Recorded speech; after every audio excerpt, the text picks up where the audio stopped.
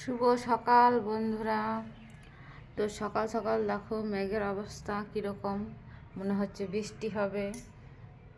তো এই দেখো মেঘের অবস্থা দেখো, পুরো মেঘ মেঘ করেছে আর পুরো ছেঁয়া। আর কি বলবো, রোদ তো দেয় নাই।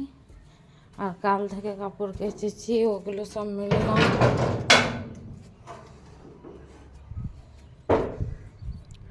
এই দেখো শুকোই নেই। আর আমাদের ছাগলগুলো ওখানে আছে।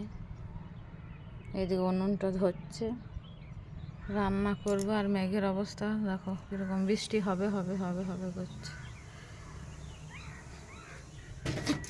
আর এইদিকে দেখো কাপড় আমি ভিজিয়ে নিচ্ছি, ডেলি তো কাচতেই হবে।